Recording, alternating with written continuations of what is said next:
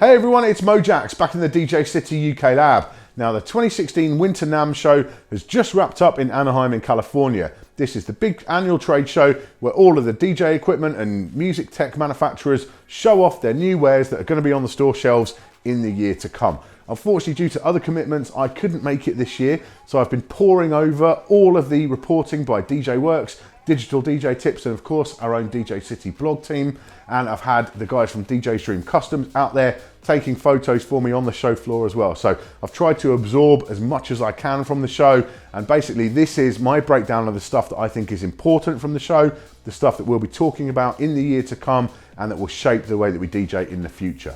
Now we have to start with Pioneer DJ. They've been on fire lately. They pretty much stole the show before it even began by pre-announcing the CDJ 2000 Nexus 2 and the DJM 900 Nexus 2. Now these are basically logical continuations of the Nexus range. You know, they're bringing features that people have wanted for a while. So we've got touchscreen on the CDJs with QWERTY keyboard search. You've got 2 USB ports on the mixer. You can now adjust which frequencies you're going to affect on the mixer. You've got, as well, you can plug in a DDJ SP1 for cue point control into the CDJs. I didn't see that one coming. You've also got 8 cue points on there. They've retained the CD drive. All of this stuff, you know, improvements in sound quality, all of this stuff is fairly logical, but also it's kind of pushing things forward whilst also retaining that familiarity. So you know this stuff will be on all the big EDM DJs riders within a month, and you know, come the summertime, we will be seeing all of this stuff everywhere. It's just going to be the new club standard, I guarantee it. They also had some stuff which is a bit more out of left field, and that was the CDJ and DJ Em Tour editions. Now, these are pretty crazy looking. Basically, they are beefed up versions of the new Nexus stuff, but with more kind of pro audio hookups. So rather than the typical RJ45 Ethernet ports, you've now got Neutrik Ethercon connections on there, which are much more chunky, much more, you know, suitable for pro audio use. You've also got like a XLR digital output, which I assume is AES3. This is all for hooking up to big front of house desks at festivals and that kind of stuff. These are really going to sell to, if they actually hit the market, they'll be selling to, you know, Tomorrowland and places like that who need that kind of real pro audio version. We've also got attached to the back of them these screens. Now this is where it gets really crazy, is that these seem to be sort of taking some kind of info from Rekordbox, whether that's Rekordbox on the players or Rekordbox DJ in a computer. Nobody really knows for sure. This was all under glass. You couldn't really demo it. It's pretty crazy stuff all round. So just intrigued. You know, this is more like Pioneer doing the kind of auto show concept car kind of thing. And that's kind of cool to see in the DJ world. We don't see that terribly often. So yeah, I don't really know what it's all about right now, but I'm intrigued to see where it goes. Now, Pioneer clearly are looking to own the entire stack. And by that, I don't just mean PA stacks. I mean everything from the PA itself right up to the software you play on. And they did have on demo, I've seen videos of the Rekordbox DJ DVS plugin there as well. So people were using that. It's clearly not quite ready yet, but it's going to be soon. So Serato and Traktor, is that going to have a big impact on them? We'll have to see. So who is going to challenge Pioneer in the DJ booths of the world? You know, who's going to step up and do that full range? Well, it looks like Denon are going to have a really good go starting in 2016. The MCX8000 is a standalone player. So we've got an all-in-one, it's a controller for Serato DJ, but you can seamlessly switch between Serato DJ and stuff prepped with Denon's own engine software on USB sticks or hard drives. So you can plug in the USB stick and just play standalone, or you can hook up and swap to Serato DJ or mix the two together. That's a great idea, and hopefully it will be as smooth as it sounds. It's a big looking controller, 4 channels, with 2 of those channels only being for the engine software. Apparently the engine software's had a big rewrite. You know, I never used it because I never had the hardware when it was around before, but apparently they've done a lot of rewriting. It will be able to import your cue points and stuff from Serato DJ, so that's great to see as well. This could be the kind of hybrid, the one that lets you do both. Now, obviously, we're going to need more from Denon if this is going to be an ecosystem that's going to work. You know, nowhere that I play is going to install a big controller. So we're going to need a standalone CDJ kind of style design, and we're going to need the budget stuff, and we're going to need the high-end stuff. But this is a great first step, and I'm really excited to see where Denon go with this engine stuff. And yeah, combining with Serato DJ as well could make for some very cool results.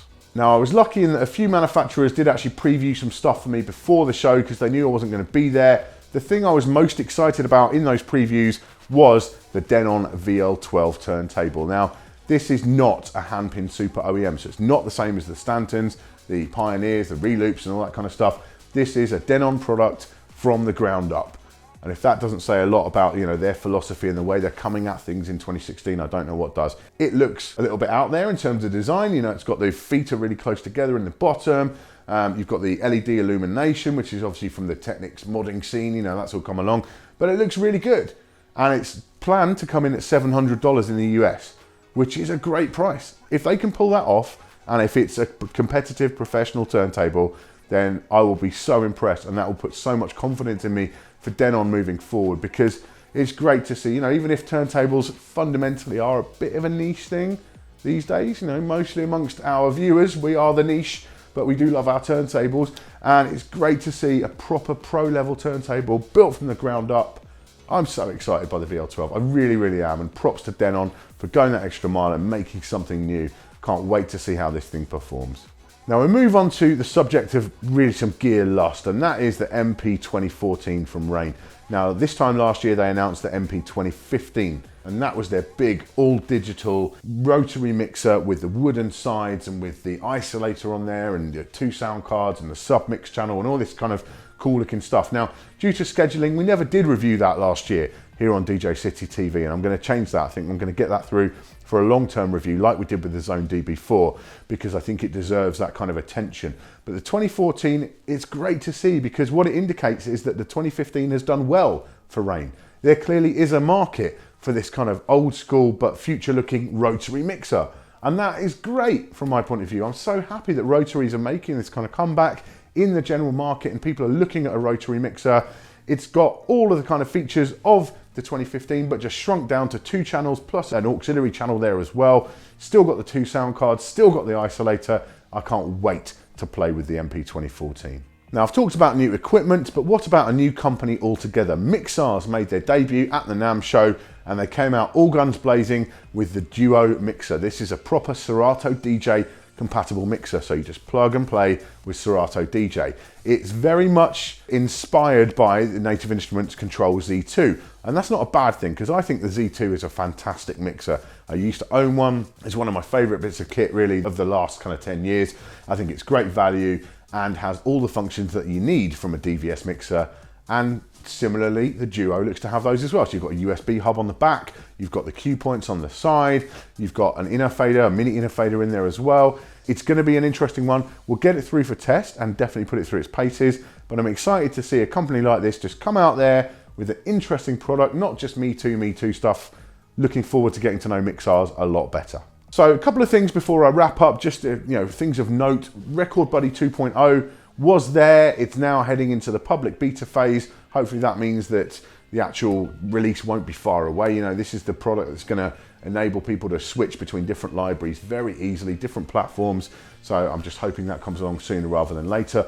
Also, DJ Tech had basically their take on the Novation Dicers on show as well. They appear to be just prototypes at this stage, not massive on the aesthetics, you know, the numbers and so on, and they're not RGB pads as far as I know. But nonetheless, you know, these guys are putting out good, interesting products. Novation don't seem to care about DJs anymore, so I'm excited to see where this product actually goes.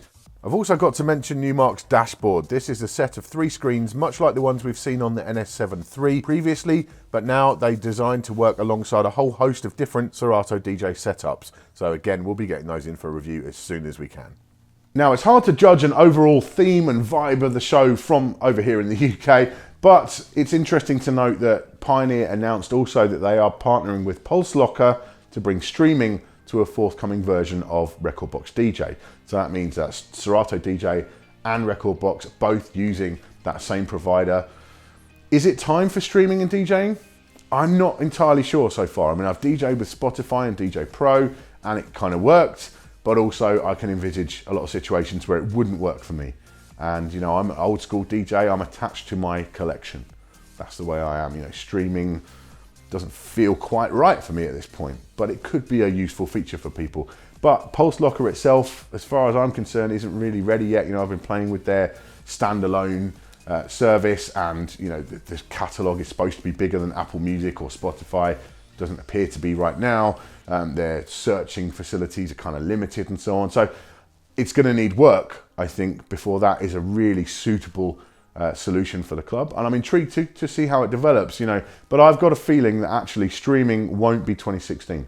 I think streaming might well be 2017, maybe even beyond that, because I'm not quite sure that as a DJ community we're ready for that. Let us know in the comments. Let me know your thoughts. You know, what do you think about streaming and DJing? Is this something we're going to be seeing sooner rather than later, or at all? Is it something you want to see coming through? Because we'll kind of focus on it more if you want to, but I'm not convinced. I'm really not. Let us know your thoughts. Thank you very much for watching today. Make sure you subscribe for all our future tips, tricks, and product reviews. I'll see you soon.